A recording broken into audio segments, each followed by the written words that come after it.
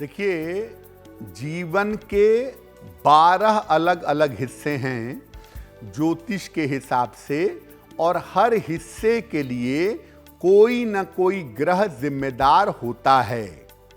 तो संतान वाले पक्ष के लिए कौन सा ग्रह जिम्मेदार होता है?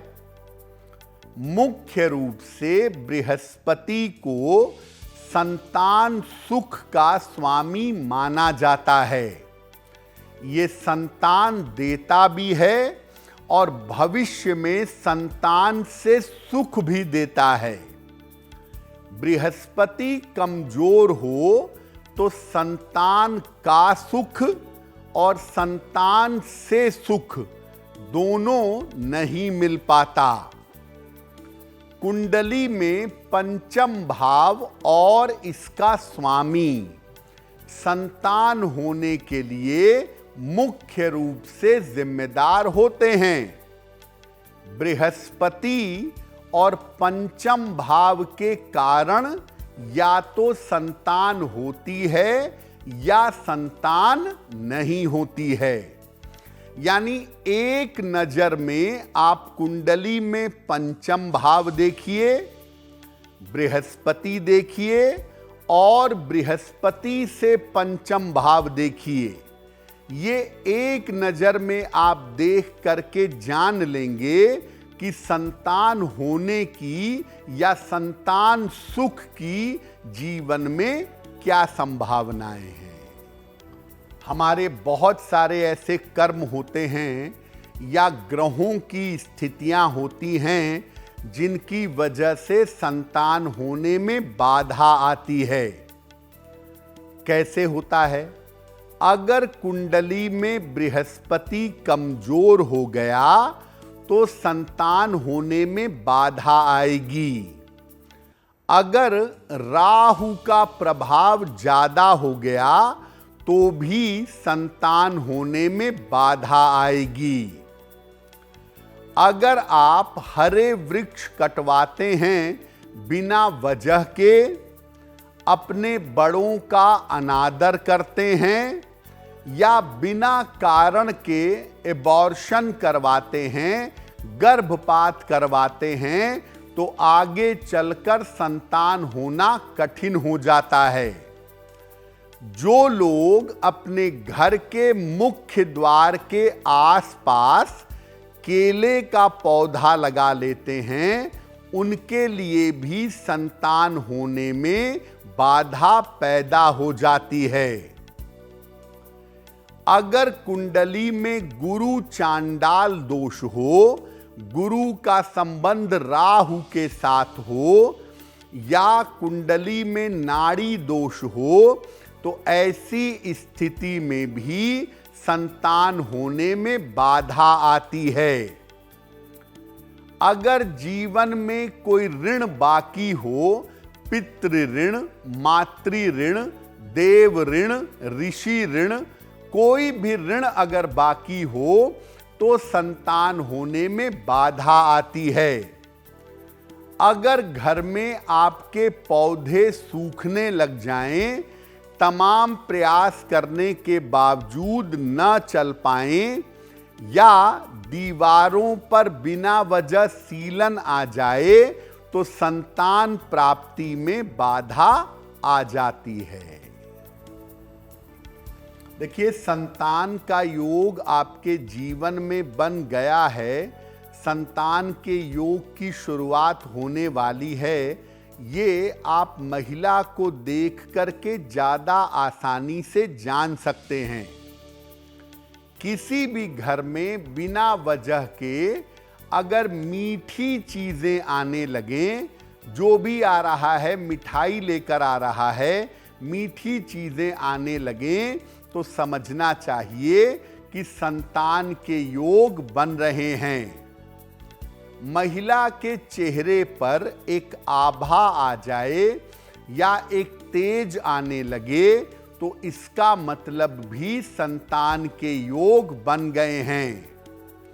हाथों का रंग अगर गुलाबी होता जाए और हाथों में रेखाओं का जाल आता जाए, तो समझना चाहिए कि संतान के योग बन गए हैं। संतान होने की संभावना बनने पर चेहरे पे एक अलग से तेज आ जाता है।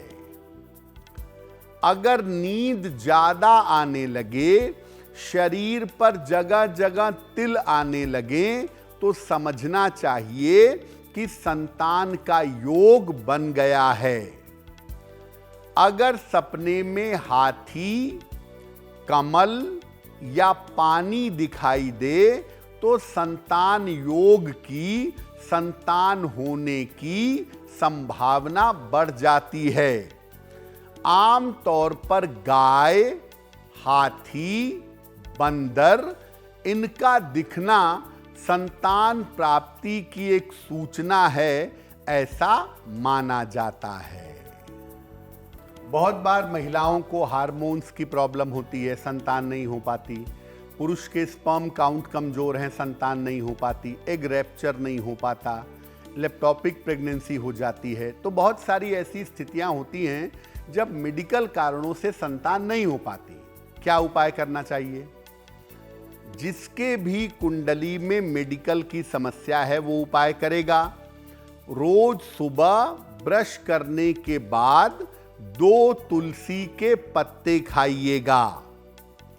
भगवान कृष्ण को रोज पंचामृत का भोग लगाइए और भोग लगाने के बाद एक विशेष मंत्र है, स्क्रीन पर देखिए मंत्र, ओम क्लीं कृष्णाय नमः।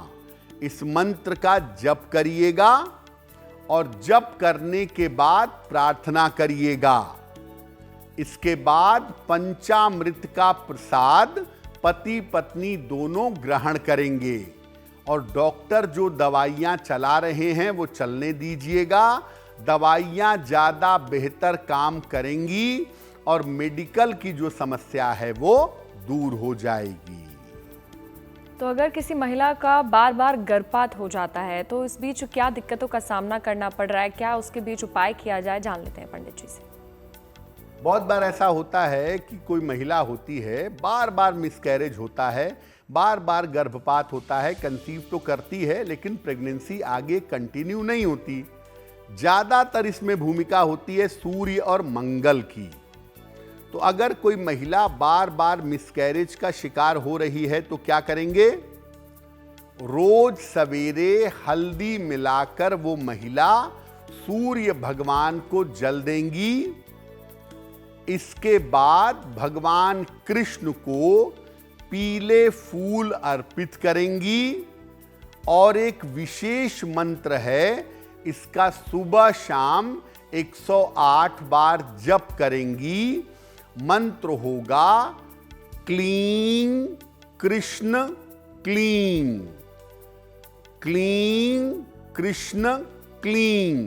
इस मंत्र का जप करिए और जैसे ही आपकी प्रेगनेंसी शुरू होती है वैसे ही अपनी कमर में एक पीला धागा बांध लीजिएगा।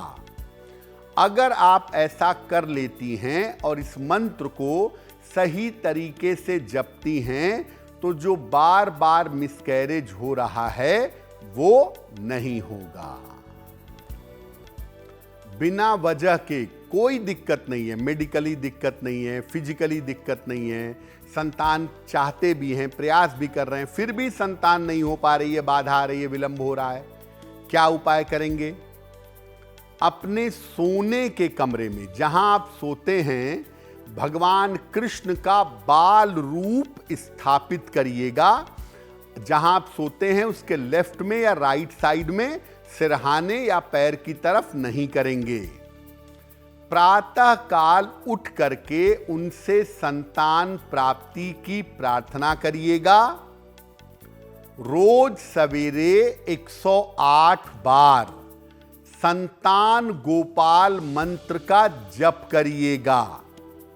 संतान गोपाल मंत्र होगा, ओम देवकी सुत गोविंद वासुदेव जगतपते, ओम देवकी सुत गोविंद वासुदेव जगतपते, देहि में तनयम कृष्ण, देहि में तनयम कृष्ण, त्वामहम शरणम गता, त्वामहम शरणम गता।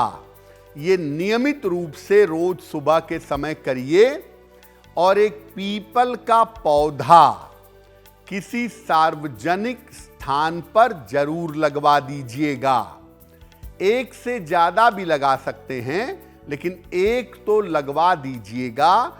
ऐसा करने से संतान की प्राप्ति आसानी से हो जाएगी। देखिए, महिला जब गर्भवती होती है, उसके मन का असर, उसकी सोच का असर उसके संतान के भाग्य पर और संतान के संस्कार पर बड़ी मजबूती से पड़ता है। तो अगर कोई महिला गर्भवती है तो गर्भावस्था में जितना संभव हो थोड़ा ज़्यादा हरिवंश पुराण का पाठ करना चाहिए या सुनना चाहिए। और दूसरा, ऐसा देखा गया है कि अगर गर्भावस्था में कोई महिला गोपाल सहस्त्र नाम का पाठ रोज सुबह करे या गोपाल सहस्त्र नाम रोज सुबह अगर सुने तो अपना जीवन भी अच्छा होता है और गर्भ की जो संतान है वो उत्तम और तेजस्वी प्राप्त होती है। अगर आप मुझसे जुड़ करके अपनी समस्याओं का समाधान चाहते हैं और चाहते हैं कि आपकी समस्याओं को ज्योतिष के माध्यम से सुलझाया जाए, तो आप हमसे संपर्क कर सकते हैं, जुड़ सकते हैं एस्ट्रो तक पर।